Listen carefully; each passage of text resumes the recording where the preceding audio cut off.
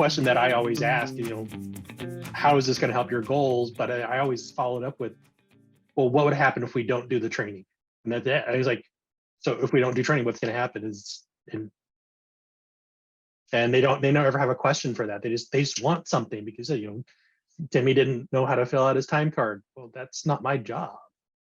I can give you something when he first starts to show them process, but ultimately it comes down to how are your leaders engaging with their employees? And that is the crossroads I'm at with my organization right now. Is I can push out all this training, everything, but I can't make people do what they're supposed to do.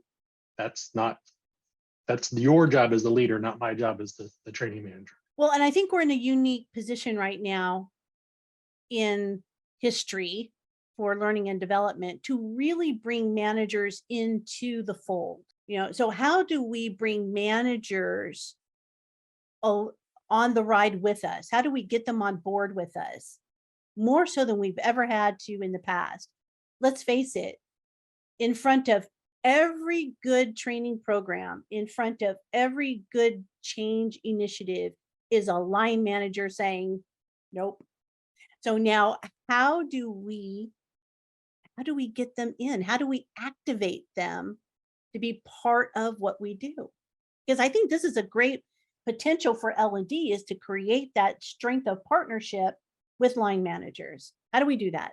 It's a culture change for a lot of organizations, is they have to start thinking that your job as the frontline leader is not just telling people what to do, it's making sure that they're working safely or that they're following through on what they're supposed to be doing, that there is some accountability for them, and then their leaders holding them accountable for those things. So there's this top-down effect, because you said, frontline leaders like, nope, I'm not doing that, because that's not what I was like. No, that is what you're supposed to do as a leader.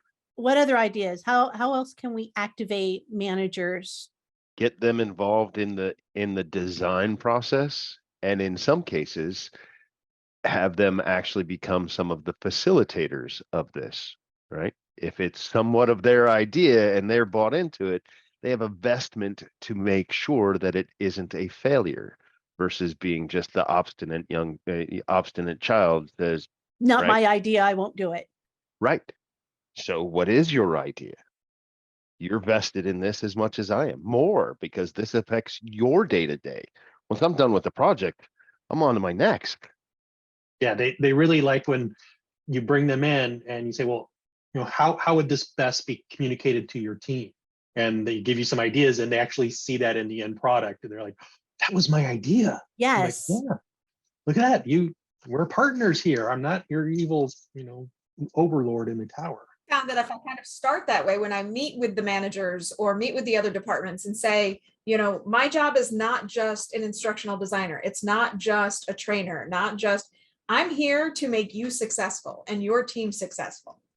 But we've got to be able to do that together. And so then we have these conversations. Does it work all the time? No, because there are some that are just like, hey, I just need to be able to check this box.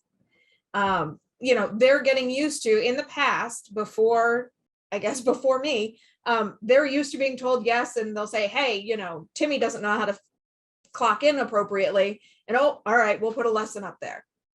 Well, now I've started to kind of redirect and go, all right, so why isn't he? Let's talk about and getting more things done and getting to the root cause.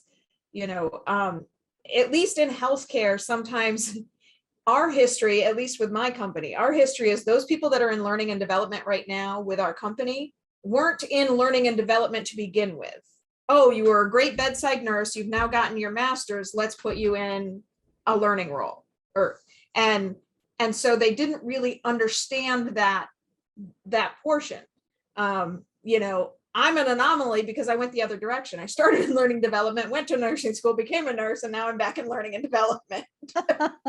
So I'm the weirdo that can speak both languages.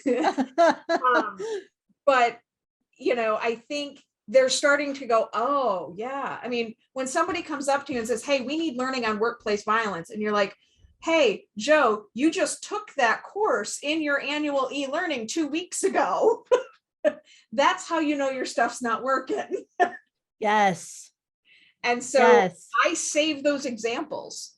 And I use those Oh. examples when I have those meetings going, hey, let me explain to you what checking the box does. Here's an example. I love that. That's a great idea. And that's helping to bring them along. Again, doesn't work 100% of the time, but they're getting there. Right. But it's good anecdotal Yeah. type of data. And for the most part, they're more responsive to anecdotal. At least some of the departments I've been working with lately. Now, if I'm working with finance, then I got to go numbers. I got to go, Right. but if I'm working with quality or a nursing unit or something like that, then I can go anecdotal and it makes more sense to them. Mhm. So Sure, because you're understanding speaking a their language.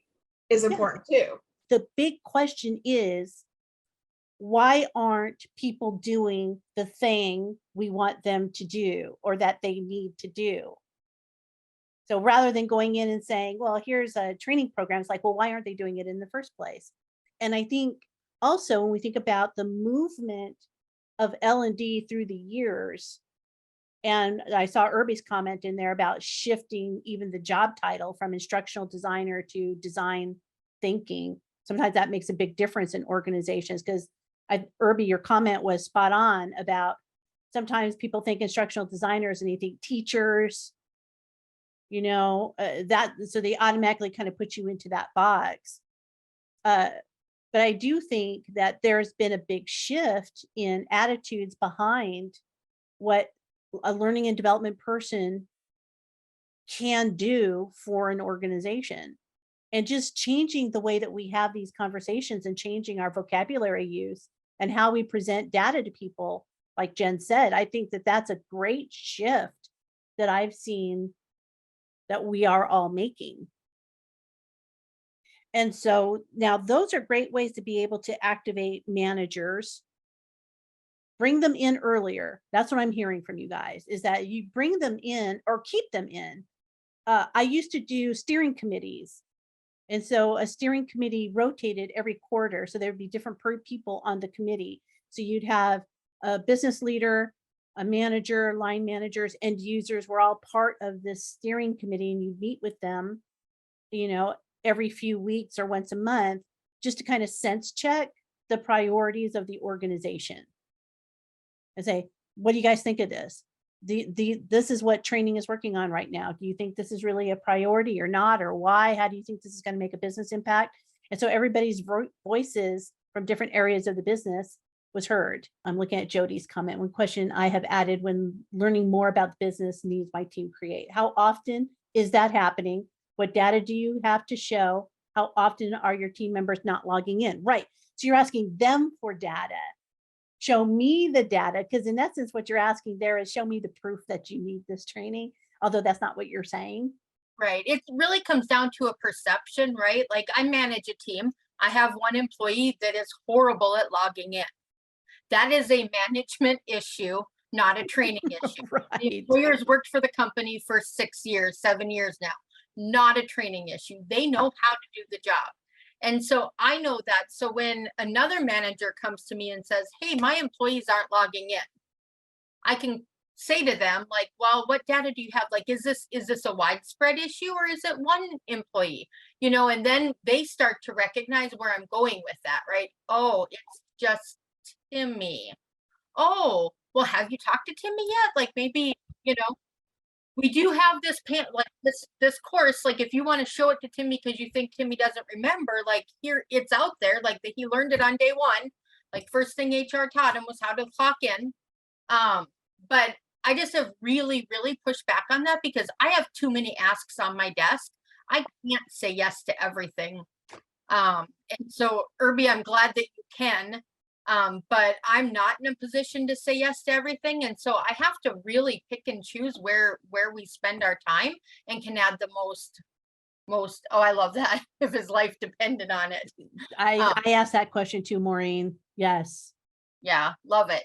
Yeah. So yeah, exactly. And as the priorities for L&D grow, and as we become more involved in the business, and we talk about seat at the table, And yes, we need to seat at the table, and I wish we had bigger voices when it came to the seat at the table. But for me, it's not asking for a seat at the table. It's just about grabbing the chair.